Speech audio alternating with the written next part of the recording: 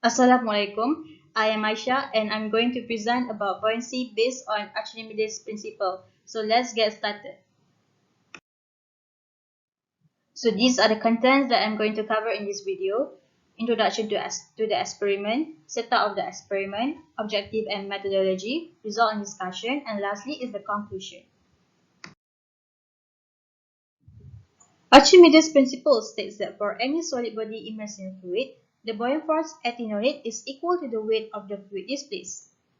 As the fluid was in equilibrium with the surrounding fluid before being displaced, so the buoyant force on the displaced fluid was equal to its weight, and thus an equal buoyant force was exerted on the solid body.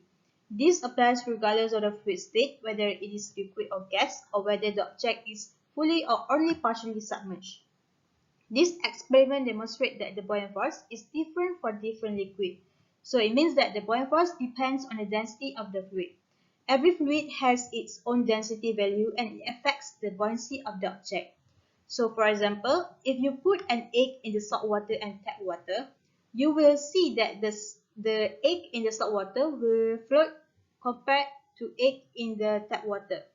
So this experiment demonstrates that situation.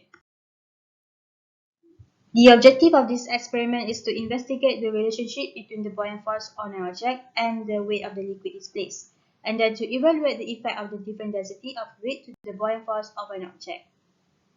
To conduct this experiment, first of all, hang a spring balance to the arm of the retort stand, and then tie the metal board with a string and hang it to the spring balance. Number 3, record the spring balance and let it be W1. Number 4, fill an overflow can with water until its level touches the spout of the overflow can, and then keep a beaker at the mouth of the spout of the overflow can. Number 5, move the arm of the retort stand slowly downwards. Number 6, as soon as the metal bob is suspended in water, record the weight of the spring balance, and then collect the water, and weight the beaker with water, and let it be P2. And lastly, calculate the weight of displaced water, which is P2 minus P1.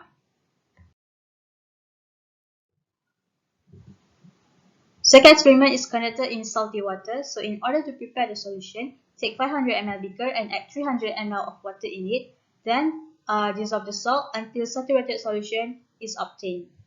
Then we use same metal bob and repeat the steps from number 1 until number 9 to get the result. So this is the setup of the experiment. As you can see at the figure, we have spring balance, retort stem, metal bowl, salt water, overflow can, glass beaker, and thread. This is the result of the experiment. Table A is for tap water and table B is for salty water. For each different liquid, we conduct at least 3 trials to get an accurate data result. From the experiment, we found that the result of weight of water displaced are equal to the buoyant force. At the same time, the actual weight of object reduced when the object is fully immersed in the water. The reason for this is the buoyant force is exerted by the liquid on the object. The buoyant force acts against gravity and it gives the objects an upward push, thus reducing the weight of the object. Buoyant force acting on an object immersed in fluid depends on density of the fluid and the volume of the fluid displaced by a body. As you can see in the previous table, when the metal bob is immersed in the salty water, it will displace water with more mass compared to the tap water. Why is that so? This is because the density of the salty water is higher than the tap water. Thus, the buoyant force of the metal bob is greater.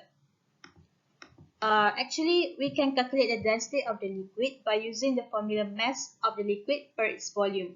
And you can observe that the density of salt water is greater than the tap water. In conclusion, the density of liquid does affect the buoyant force. The greater the density of the liquid, the greater the buoyant force of an object.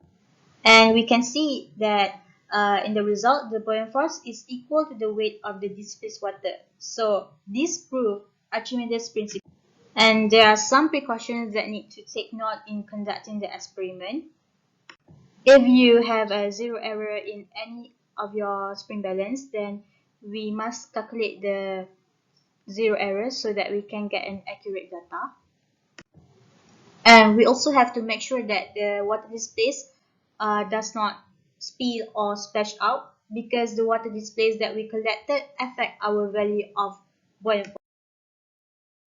So that's all for the presentation. Thank you for watching.